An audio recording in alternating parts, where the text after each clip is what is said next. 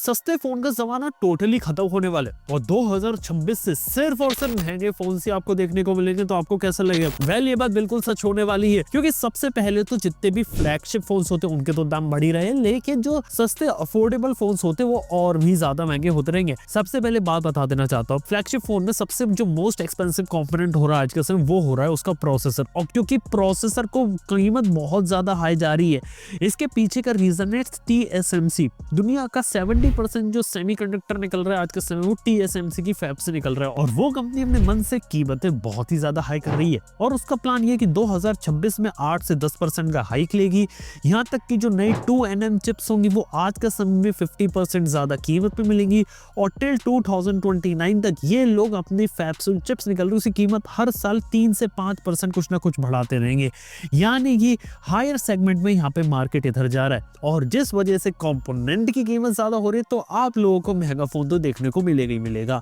लेकिन इस चीज को कंपेंसेट करने के लिए कुछ कंपनीज अपने ही अलग हथियार अपना रही हैं। सबसे पहले तो कंपनीज अपने मोबाइल फोन के अंदर और ज्यादा बैलेंस आउट करने के लिए और फिर प्रीमियम प्राइसिंग को जस्टिफाई करने के लिए ज्यादा फीचर्स को एडअप करना शुरू कर रहे हैं, जैसे कि बड़ी सिलिकॉन कार्बन बैटरी तो है एग्जांपल यहाँ पे, लेकिन IP69 रेटिंग हो गई, या फिर आपका एक नया टाइप का डिस्प्ले हो गया, या फिर बेटर कैमरास हो गए, नए इमेज सेंसर हो गए, या फिर बेटर बिल्ड क्वालिटी, या फिर बेटर मटेरियल्स का मोबाइल फोन के अंदर यूज कर रहे हैं, जिस कारण से फोन की बढ़ती हुई कीमत को जस्टिफाई किया जा सके। लेकिन कभी सोचा इसका यहाँ पे ट्रेंड क्यों आ रहा है? क्योंकि इसके पीछे का रीजन है मार्केट में AI का एक रिवोल्यूशन आना। AI के रिवोल्यूशन के बाद जो चिप्स की डिमांड होती है, जो स्टोरेज चिप्स होती है, उनकी डिमांड इतनी ज्यादा हाई हो गई है, जिस कारण से ग्लोबली डिमांड इतनी ज्यादा हो रही है कि यहाँ पे AI रिलेटेड जो सर्वर होते हैं वहाँ पे ज्यादा से ज्यादा काम करने की यहाँ पे जरूरत है। जैसे कि आप लोगों को एक एग्जांपल से समझाता हूँ, यानी कि आर्टिफिशियल इंटेलिजेंस के लिए जो सर्वर्स लगते हैं उसके अंदर भी यहाँ पे CPU, GPUs और चिप्स को यूज किया जाता है, और उसकी डिमांड बहुत ज्यादा है, जिस वजह से वहाँ पे लोग ज्यादा पैसा दे रहे हैं, और इस वजह से ओवरऑल ग्लोबल सप्लाई चेन में इतना बड़ा डिस्ट्रप्शन आया कि यहाँ पे कीमतें ज्यादा हो गई हैं। ये कुछ वैसा जैसा आज से 5 साल पहले जब आपको याद है कि चिप शॉर्टेज पड़ी थी ड्यूरिंग कोविड टाइम, ये बिल्कुल वैसा ही है, और आज भी कीमतों में राइज हो रहा है। और इसका इम्पैक्ट इतना पड़ा है कि यहाँ पे जो PC इंडस्ट्री होती है उसके लिए रैम और SSD की कीमतें भी ज्यादा हुई है, प्रोसेसर भी ज्यादा महंगे हो रहे हैं, और GPUs भी यहाँ पे ज्यादा महंगे होते जा रहे हैं, और इसका जो इम्पैक्ट होता है हम सभी इलेक्ट्रॉनिक डिवाइसेस के ऊपर देखेंगे। लेकिन बात करें तो कहानी यहीं पे खत्म नहीं होने वाली। यहाँ पे ऑलरेडी कई सारी कंपनीज ने अपने बजट फोन और मिड रेंज फोन की कीमतें ज्यादा करना शुरू कर दी है। जैसे की बात करें Oppo, Vivo 500 से लेके 1000 रुपए अपने बजट फोन के ऊपर बढ़ा रहे हैं, Poco, Redmi भी यहाँ पे बढ़ा रहे हैं। कुछ कंपनीज पब्लिकली अनाउंस करे और कुछ कंपनीज ने अपने जो रेट होते हैं वो ऑलरेडी यहाँ पे रिवाइज कर दिए, क्योंकि उन्हें पता है कि आने वाले समय में वो अपने फोन के साथ और ज्यादा रिस्क नहीं ले सकते, क्योंकि मार्केट के अंदर अब सैचुरेशन पॉइंट आ गया है और लोग जो है वो वॉल्यूम में उतने ज्यादा फोन नहीं खरीद रहे, ग्रोथ उतनी नहीं हो रही जैसे आज से 5-6 साल पहले हुआ करती थी। पहली चीज 5G की ग्रोथ भी काफी हद तक स्टैग्नेंट हो चुकी है, कई सारे लोग ऑलरेडी 5G फोन्स के ऊपर आ चुके हैं,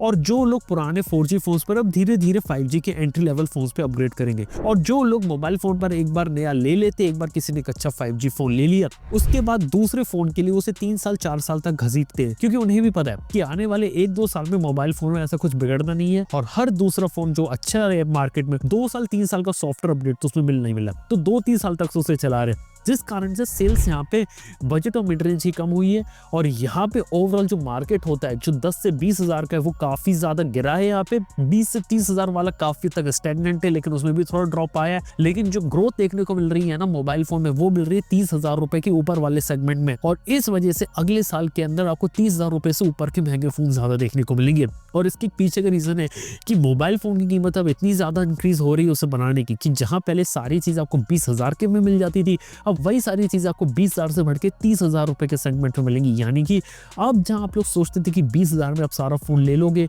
अब वही चीज 30,000 रुपए के ऊपर, यानी कि मार्केट के अंदर जो कंपनी रहती है वो वैल्यू ड्रिवन यहाँ पे ज्यादा हो रही है। ये बिल्कुल एप्पल वाली चीज है कि हम महंगा फोन बनाएंगे, कम बेचेंगे, लेकिन ज्यादा पैसा बनाएंगे, जिसका जो इम्पैक्ट होता है सभी कंपनीज यहाँ पे कहीं ना कहीं फेस करेंगी। इवन मैंने ये बात भी ऑब्जर्व करी है, 30,000 रुपए के ऊपर का जो मोबाइल फोन रहेगा उसके अंदर अब उतने फीचर शायद कंपनी ना डाल पाए जितने एक टाइम पे डाला करती थी, और जो 30,000 वाला सेगमेंट होगा वो 40,000 के ऊपर खिसकता जाएगा।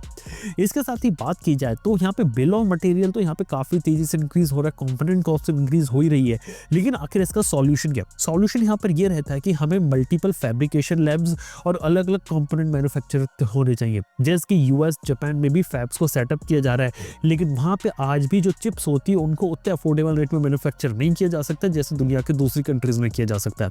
इंडिया के केस में बात करें तो इंडिया में अब धीरे धीरे चिप फैब्रिकेशन फैब्रिकेशन और चिप पैकेजिंग के ऊपर यहाँ पे काम हो रहा है, जिसके अंदर यहाँ पे ग्लोबल कंपनीज ने भी इंटरेस्ट दिखाया। लेकिन अभी भी हम मास स्केल मैन्युफैक्चरिंग नहीं कर पा रहे, जो कि है 28 nm की। और इंडिया में अच्छी बात है कि अभी 7 nm की चिप को भी यहाँ पे इंडिजिनसली डेवलप कर लिया गया यहाँ की लैब में। और 3 nm देखा जाए तो यहाँ पे हम 2029 और 30 तक अचीव कर लेंगे। लेकिन तब तक ग्लोबल लेवल पे एक बहुत बड़ा शिफ्ट आ चुका होगा। लेकिन फिर भी इंडिया में मीडियाटेक और क्वालकॉम ऐसी कंपनीज है वो इंटरेस्ट दिखा रही कि यहाँ पे फैब्स हो रही है, तो नहीं तो पैकेजिंग और टेस्टिंग के अंदर हम ज्यादा से ज्यादा काम करें और इंडिया में हम कुछ चीजें लाए, जिस कारण से कहीं ना कहीं कुछ हद तक प्राइस वगैरह को कंट्रोल किया जा सके। लेकिन अगर हम बात करें ओवरऑल प्राइसिंग, अब उस लेवल पे कंट्रोल नहीं कर पा रही कंपनी जिस लेवल पे किया करती थी, क्योंकि आज के समय हर एक कंपनी की मेजर रिक्वायरमेंट प्रॉफिट ड्रिवन हो गई है। क्योंकि जहां पहले हर एक कंपनी की रिक्वायरमेंट पहले होती थी कि वो ज्यादा से ज्यादा पैसा बनाएगी, ज्यादा फोन्स को वॉल्यूम में बेचेगी, आज के समय की ज्यादा वॉल्यूम से फोन से पैसा नहीं बना पा रहे, तो हम ज्यादा हाई प्राइसिंग में फोन्स को यहाँ पे ज्यादा बेचेंगे।